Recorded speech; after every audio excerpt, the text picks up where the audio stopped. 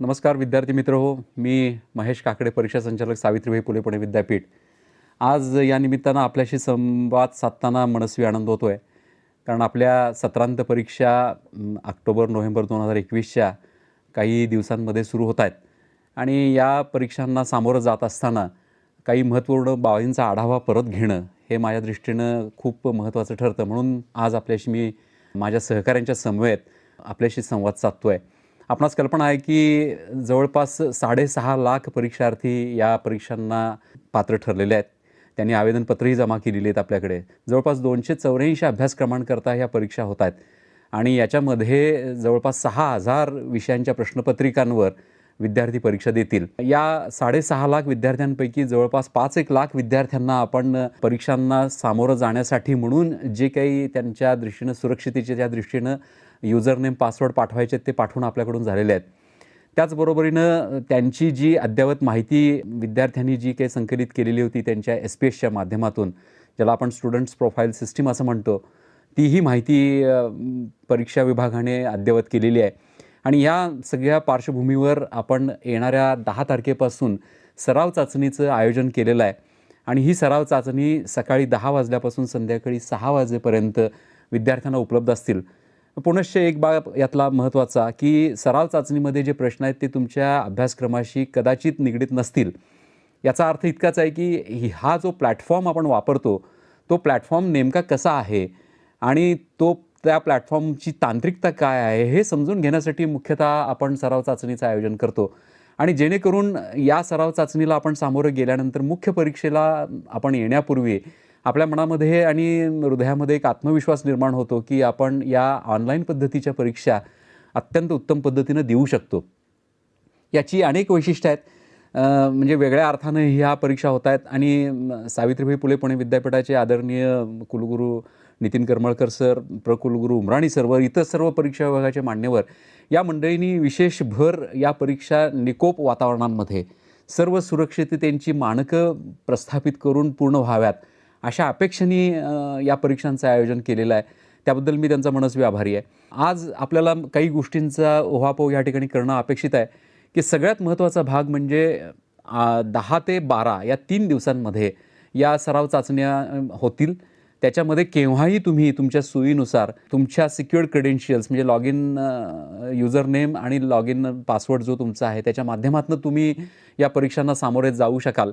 या परीक्षांना सामोरे जात असताना आपल्यास काही अडचणी निर्माण झाल्या तर विद्यापीठाची जवळपास 50 लोकांची व्यवस्था टीम ही आपल्याला मदतीसाठी उपलब्ध असणारा ज्याला आपण हेल्प सेंटर म्हणतो. त्याचबरोबर आपला चॅटबॉटसुद्धा उपलब्ध असेल आणि त्याच्या माध्यमातूनही आपण आपल्या काही अडचणी सराव चाचणीमध्ये येणाऱ्या याही आपण परीक्षा विभागाच्या निदर्शनास आणू शकता. आणि जेणेकरून आपल्याला हा आत्मविश्वास देण्याचा विद्यापीठाचा प्रामाणिक प्रयत्न आहे की या परीक्षेनंतर मुख्य परीक्षेला आपण अत्यंत आत्मविश्वासानं सामोरं जाल.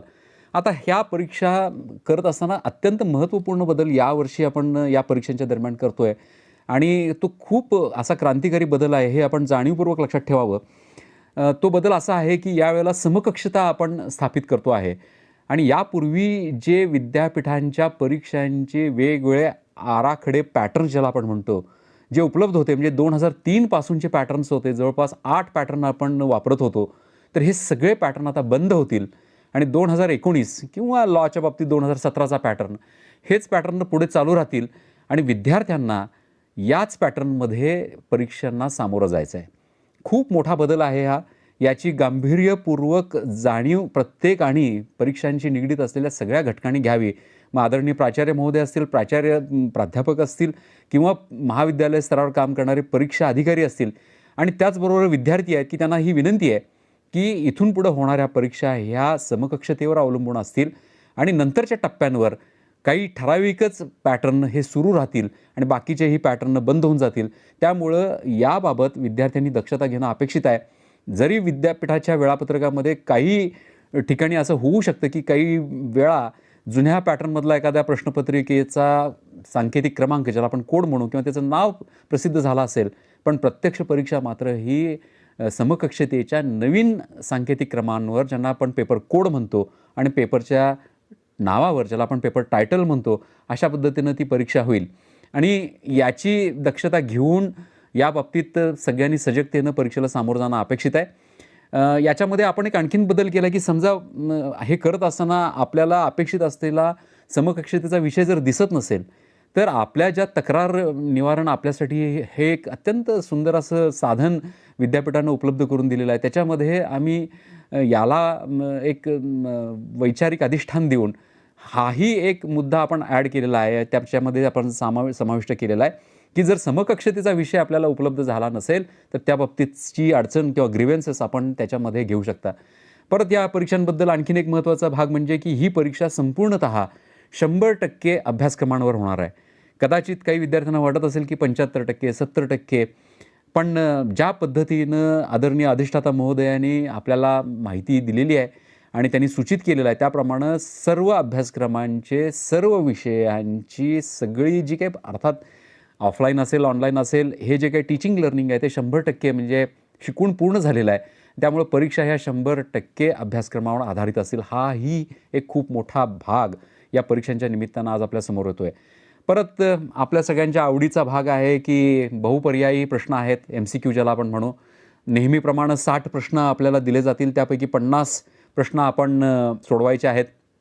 काही ठिकाणी जसं गणितीय पेपर आहेत त्या ठिकाणी 30 प्रश्न असतील, त्यापैकी 25 प्रश्न आपण सोडवायचे आहेत. ह्या सर्व परीक्षा 1 तासाच्या असतील आणि जो तुम्हाला परीक्षांकरता वेळ उपलब्ध करून दिलेला आहे तो 2 तासाचा स्लॉट आपण म्हणतो. सकाळी 10 वाजल्यापासून ते सुरू होईल. पण त्या 2 तासाच्या स्लॉटमध्ये तुम्ही पहिल्या तासांमध्ये तुम्हाला या परीक्षांकरता प्रविष्ट व्हावं लागेल. जर 1 तासानंतर तुम्ही प्रविष्ट होण्याचा प्रयत्न केला तर निश्चितपणानं तुम्हाला परीक्षेची संधी उपलब्ध होणार नाही. कारण परीक्षेचा जो मुख्य वेळ आहे 1 तासाचा, तो 1 तासाचा वेळ तुम्हाला उपलब्ध होणं आवश्यक आहे. त्यामुळे विद्यार्थी मित्रांना, सर्व परीक्षार्थींना माझी नम्र विनंती आहे की त्यांनी पहिल्या तासाभरामध्ये टप्प्याटप्प्याने तुम्ही या परीक्षांना सामोरं जाण्याचं आहे. अर्थात विद्यापीठानं तांत्रिकतेची बूज अत्यंत उत्तमरित्या राखलेली आहे आणि ज्या वातावरणातून आज मी तुमच्याशी संवाद साधतोय त्यातली व्यावसायिकता आपण लक्षात घ्याल आणि ज्या पद्धतीचं हा संवाद तुमच्यासमोर येतो आहे त्याचंही मी कौतुक करेन की अशा पद्धतीनं एक व्यावसायिकतेची बूज राखून विद्यार्थ्यांशी आपण संवाद साधतोय. असो, हा भाग आपण क्षणभर बाजूला ठेवूया. पण 1 तासामध्ये तुम्हाला लॉग इन व्हावं लागेल आणि त्या पद्धतीनं तुम्हाला पुढं जावं लागेल. हे जर होऊ शकलं नाही तर याबाबतची कुठलीही तक्रार तुमची स्वीकारली जाणार नाही. त्याला कुठलंही पर्याय या परीक्षा विभागाकडून तुम्हाला उपलब्ध करून दिला जाणार नाही. याच्यानंतर आपल्यात सगळ्यात महत्त्वाचा भाग आहे की 2 तासानंतर कुठलीही वाढीव वेळ मिळणार नाही.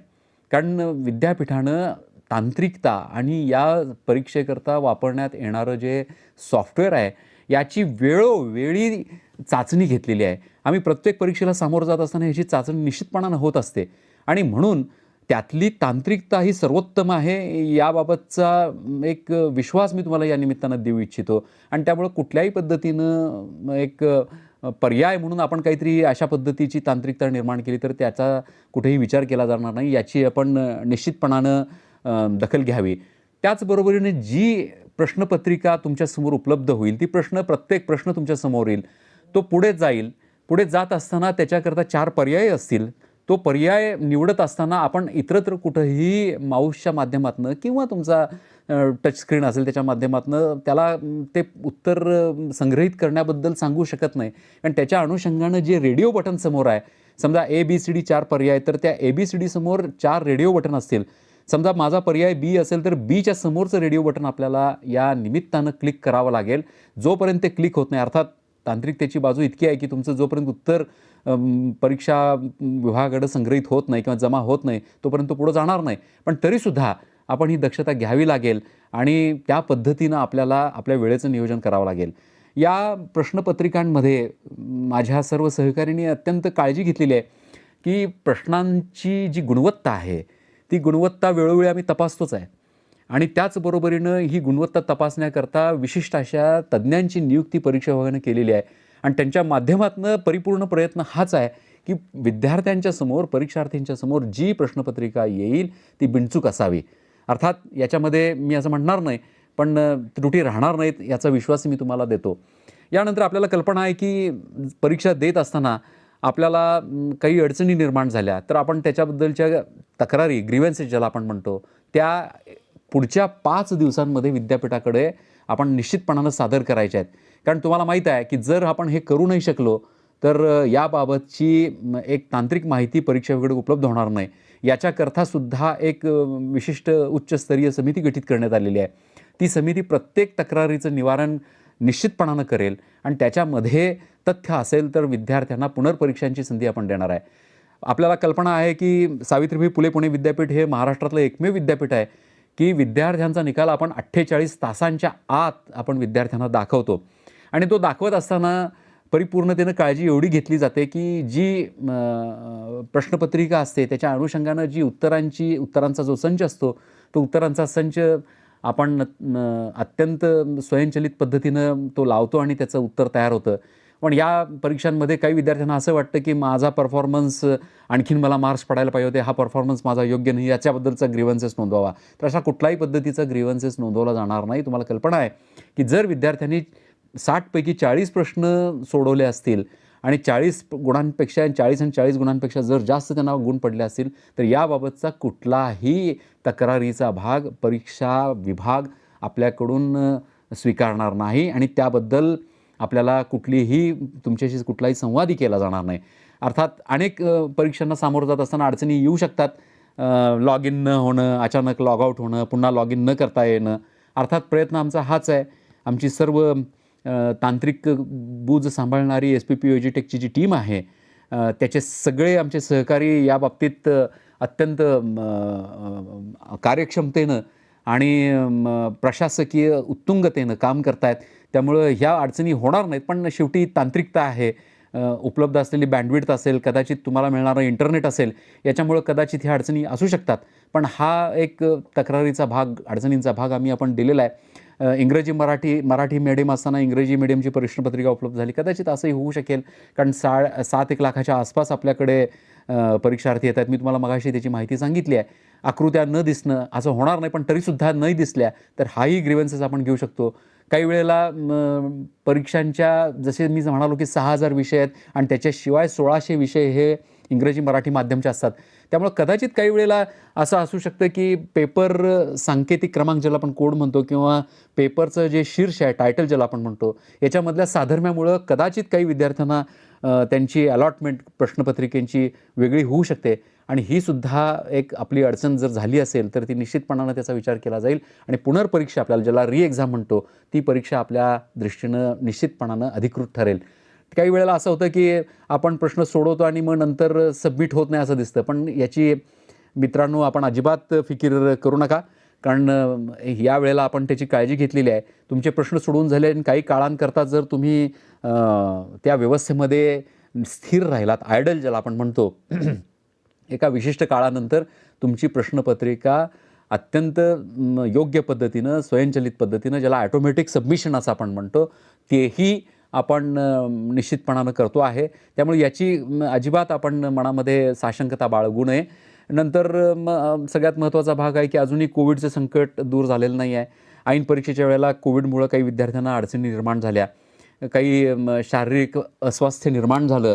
तर मला असं वाटतं की त्यांनी याबाबतचा सुद्धा एक अडचणींचा भाग त्या SPS मधून नोंदवला पाहिजे. आणि सगळ्यात महत्त्वाचं म्हणजे आम्ही प्रामाणिक प्रयत्न करतो आहे की एका दिवशी एका वेळेला विद्यार्थ्यांना 2-2 प्रश्नपत्रिकांना किंवा परीक्षांना सामोरं जाऊ नये. पण काही वेळेला इतकी वेळापत्रक आपल्या आहेत, इतके विषय आहेत, तर होऊ शकतं. तर अशा वेळेला किंवा काही वेळेला इतर माध्यमांच्या परीक्षा असतात, जसं MPSCची असेल, UPSCची असेल, CA एक्झामिनेशन, CET एक्झामिनेशन असेल, या परीक्षा आणि आपल्या विद्यापीठाच्या परीक्षा ज्यावेळेला एकत्र येतील त्यावेळेला निश्चितपणानं आपल्याला हा आपल्या संधीचा भाग असेल की आपण ठरवावं. पण इतर माध्यमांच्या किंवा इतरत्र ज्या परीक्षा आपण द्याल त्यामुळं विद्यापीठाची जर परीक्षा आपली होऊ शकली नसेल तर निश्चितपणानं तुम्हाला हा पुनर्परीक्षा देता येईल. हाही भाग आपण मनामध्ये निश्चित ठेवावा.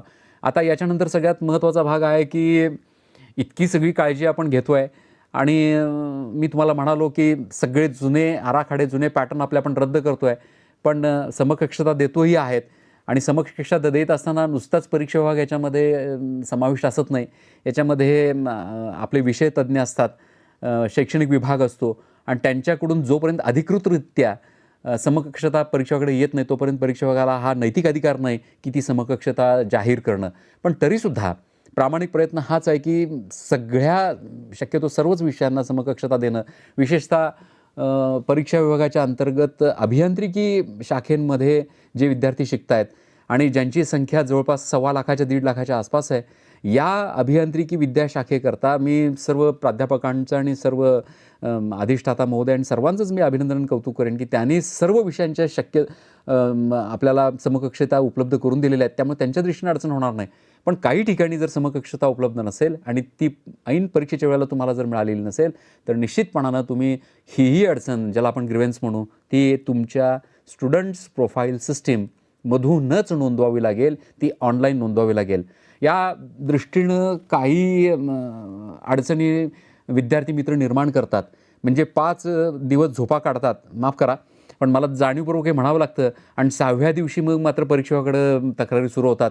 मग तक्रारी ऐकल्या नाही की काही वरिष्ठांच्या माध्यमातनं, काही लोकप्रतिनिधींच्या माध्यमातनं, काही मित्रमंडळींच्या माध्यमातनं परीक्षेकडं संपर्क वाढवला जातो आणि माझी समकक्षता उपलब्ध करून द्या. मित्र हो, आपण या आधुनिकतेच्या जगामध्ये ज्याला आर्टिफिशियल इंटेलिजन्सच्या जगामध्ये तुम्ही सगळी वावरत आहात, कटिंग एज टेक्नॉलॉजीमध्ये तुम्ही सगळे वावरत आहात. ग्रीव्हन्सेस अपलोड करणं विद्यापीठाच्या वेबसाईटवर हे मला वाटतं की मोजून एक 5-1 मिनिटाचं काम असावं, त्याच्यापेक्षा जास्त असणार नाही. त्या 5 मिनिटाच्या कामाकरिता किंवा स्वतःच्या अडचणींकरता नंतर 5व्या दिवसानंतर इतरांच्या पाया पडणं हे कितपत योग्य ठरेल याचा विचार प्रामाणिकपणानं आपण करावा. आणि या दृष्टीनं परीक्षा विभागाच्या प्रशासकीय अडचणींमध्ये आपण वाढ करू नये. कारण तुमच्या अनेक गोष्टी आम्ही या निमित्तानं ऐकलेल्या आहेत. या परीक्षा ऑनलाईन होत आहेत आणि त्या परीक्षा अत्यंत कमी वेळात होत आहेत.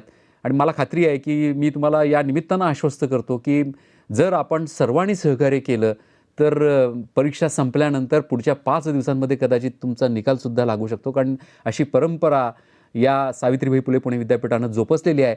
मला आठवतं आहे की 12 जुलैला परीक्षा सुरू झाल्या होत्या आपल्या इंजिनिअरिंगच्या आणि 31 जुलैला आपण सगळ्यांचे निकाल घोषित करू शकलो. निकाल, मी परफॉर्मन्स म्हणत नाही त्या विषयाचा.